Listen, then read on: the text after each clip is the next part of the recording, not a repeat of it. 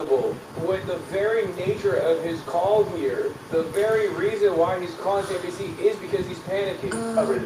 Let's move on to this. Which number do you believe at this point? Because if you notice, suddenly the chances of what you've wanted for months and argued for Trump is literally like, I'm gonna molest the money. I love money molestation. Money, money, money. I'm gonna molest it. There's nothing you can do about it. And the guy's like, please don't do that. Don't say that. Mr. President, let's move on to how you hate molesting the money. He's like, nope, I love molesting it. I love diddling the money. I love it. It's my favorite thing. They let you do it. They let you grab it by the pussy. When you're president, they let you molest the money. Believe it, folks, I won't stop.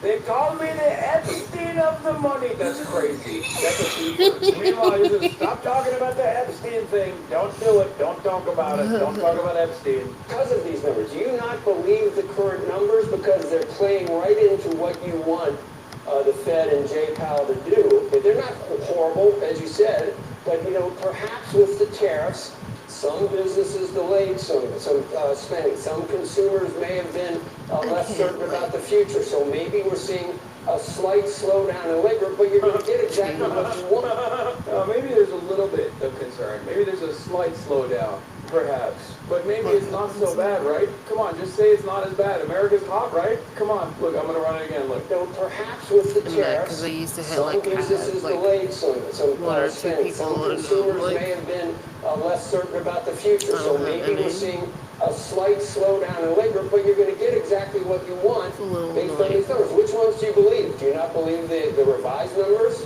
either? It's not what I want. I don't want that. I wanted it to year. Makes me feel a little bit sad. Dog, you're the president. Like, this is supposed to be an independent investigation. Like, this is supposed to accurately reflect the reality of the labor market. What you want has no basis here. I mean, you could fix it, I guess, theoretically. It is within your powers. But the real issue is not that the labor market is not looking great. The real issue is, he doesn't give a fuck about that. It just makes him look bad. I wanted it a long time ago. Jay Powell is highly political, and I think, I call him too late. Jerome, too late. Powell, he's too late. He's too late always. He always has been.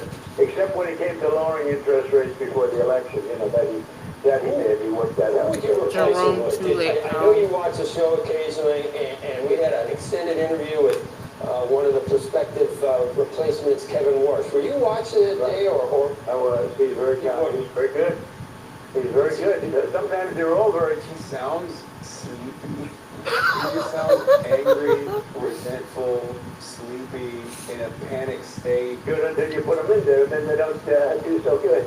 But a lot of them, I think he's a very good guy. I think Kevin, both Kevins are very good. And there are other people that are very good too. But a lot of times, I don't know if that's good. a lot of times they're very good. Like this character that we have in Men Out, Jerome Tule Bell, he was very good. He said, "Sir, I'll keep interest rates so low. I'm a low interest rate person, sir." You can always hear him talking over the desk. Somebody that worked for me, please. He's doing voices. He's doing voices, sir. Yo, this is crazy. He was a big fan of his, not a fan of his, he hardly knew him, but he wanted him so badly. I did somebody a favor, I put him in there. No, he's too late. He's too late. That name will stick to his Can you handicap it at all? Who you're, or you won't know? When will you know, and when will you announce it? Kevin's are doing well, and I have two other people that are doing well. Look, in the end, there are numerous people better qualified. Everyone on your phone right now, in terms of at your beautiful studio, would be very qualified. I think he's talking about Jamie Dimon, maybe? I don't know. Who did Trump do a favor by appointing Jerome Powell? I did somebody a favor by putting him there. It turns out he's terrible, terrible, terrible. Like you were going to have a meeting, and people were talking about it with President Xi, and then you went out of your way to kind of say other people are saying, I think you even called it fake news or Banks something. discriminated against me after I was president. What? They debanked me. I do not believe that. It looked like you were indicating that you were unhappy or that talks had broken down, and we've had a couple of frameworks or some positive moves. And China, we had a lot of success with other countries. China is a big deal and a big, not quite the elephant in the room, but certainly an important trading partner. Where does that stand? Will there be a meeting between you and President Xi? Anything planned at this point? What's the sticking point now, and how optimistic are you that we get a compromise? Well, I can have a meeting. We have a very good relationship, but I didn't call for the meeting. He called for the meeting. So the fake news announced Donald Trump wants a meeting with China. No, I didn't want it. No, he asked for a meeting, and I'll end up having a meeting before the end of the year, most likely, if we make a deal. It's so funny because objectively wrong, okay? Especially because, like, you can tell it's wrong because Donald Trump is the only party that has lowered tariffs in the process after literally increasing it for no reason whatsoever. This is perhaps the most embarrassing aspect of his, like, terrorist regime, where he's like, that's right, I wanted to destroy China, and then I decided I'm going to save China. When Donald Trump wants you to know something, just know that it's the opposite, okay? The truth is the exact opposite. When Donald Trump says, like, I never called she called to me first, know that it's probably the opposite. If we don't make a deal, I'm not going to have a meeting. I mean, you know what? What's the purpose of meeting if we're not going to make a deal? But we're because you're getting not very close to a actually deal. We're streaming. getting along with China very well. I will tell you, you had a point when I had 145% tariffs on it. I put in the fentanyl, I put in, I actually said to people, where are we now with China, by the way? Because I kept adding more and more. They said, sir, you're up to 145%. I said, you got to be kidding. So I sort of tried to bring it down a little bit. But when Dude, what? Dude, what?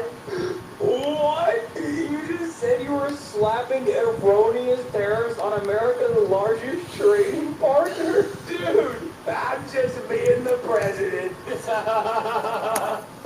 What the?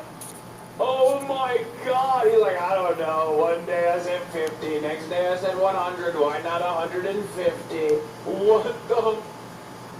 I mean, this is that we say about Trump. You're not supposed to admit it, dude. This is like what I would say. I'd be like, wow, it kind of feels like Donald Trump is just like making it up as he goes along, adding random numbers onto a pile. He's like, yep, it just made it up on the spot. It was great, believe me. I made it up so much I forgot what I made up. And then people told me, Mr. President, you're at 145%. I said, wow, I'm so crazy. I love money molestation. I love molesting the money. I won't let you keep a bag. I will do everything in my power. If this were a CEO of a public corporation, they would be removed by the board. Oh yeah, that's I'm so trying to fix some awesome. shit. That's awesome. Yeah, who cares?